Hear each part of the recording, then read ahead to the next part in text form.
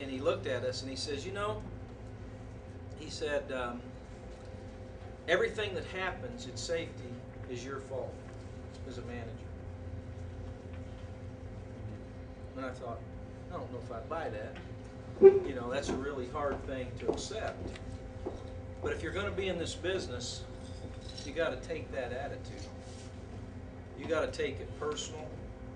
You have to look at every aspect as a manager, what you control. You know, you get to hire people, you get to incentivize people, you get to set what's important, and it takes a lot of hard work to provide a safe operation. And when I came here and I looked at the history of Chatsworth and the carnage that came out of that accident, that was the epicenter, I think, of what changed the railroad industry. Not just in transit, but it changed fundamentally the entire railroad industry. Look at all the things that have been driven from that. PTC regulation, we've got the inward-facing cameras. If you've been reading the LA Times the last couple of days, you've seen the articles about that. Crash energy management cars, you know, go on and on and on about what happened from that one event. Now, the thing that I keep telling everyone, you can have the greatest technology, you can have crash energy management cars, but you still got to have operators that operate those trains the right way. And so if you're going to, once again, go back to what makes it, how's it successful in this business, how do you manage your employees to want to work safe, to do the right things, to really care about the public. And of course, when I came here and I started to look at what I thought the issues are, we got to remember the passenger. I think sometimes we think about our train schedules, or we think about our capital improvements, or what we're building, or, you know, running that railroad. But what's different between freight and passenger is you're hauling people. And that is the ultimate responsibility, in my opinion. You know, I have a conference call every morning, and we talk about the train operations and performance. And so one morning I got on the call, and of course half my guys, they never know what I'm going to bring up anyways, because I tend to want to keep things lively and talk about a lot of different areas. But I said, just hold on a minute. Just hold the phone. Don't put it on mute. Just sit still for a minute. Watch out. And I sat for 3 minutes, never said a word. And it was dead silence on the call.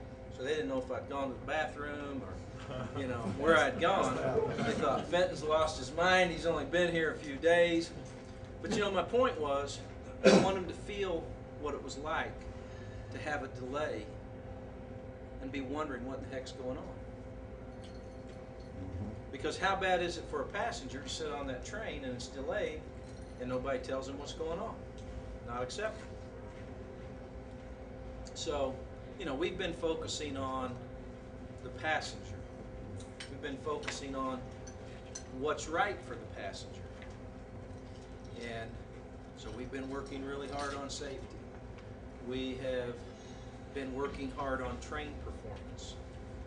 We've moved our train performance up, I think, almost 3 percentage points in the last, you know, 2 to 3 weeks.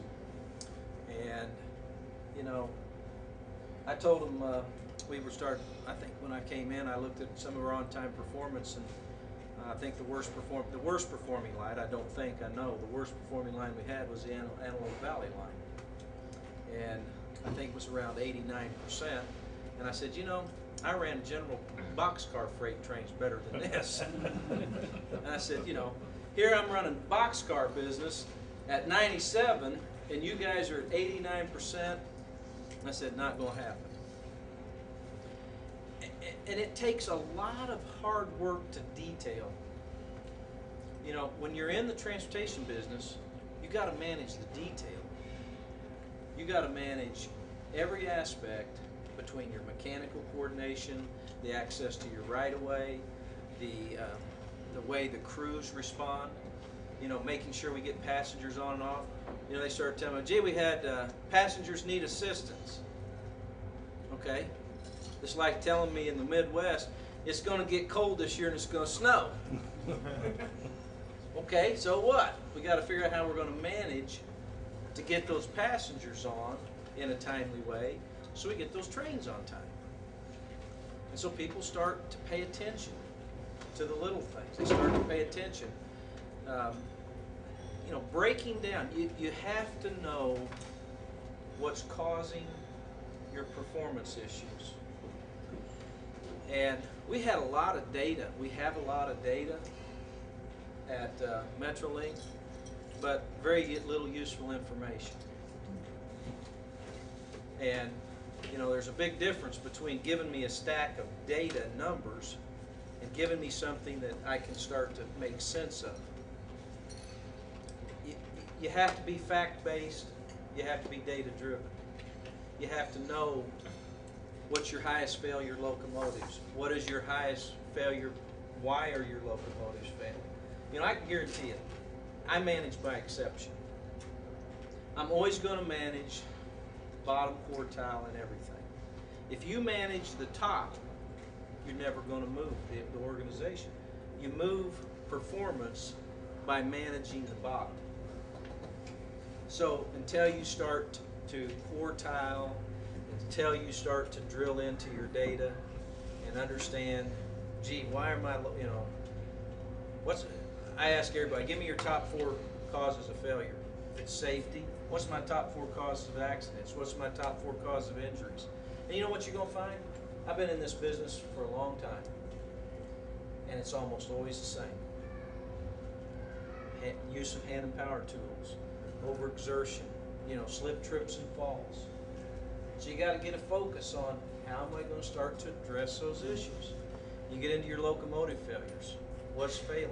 I'll give you an example. If you look at our MU cables, we have little connector pins. And so we had the whole discussion about the droop in the loop. You don't want to droop in your loop. It's a bad thing. And what ends up happening, you know, the cables would start to sag, and instead of having them supported properly, those straps would be gone. So you start to loosen the pin, boom, you got a problem. But you know, you start to root cause, why are my trains delayed?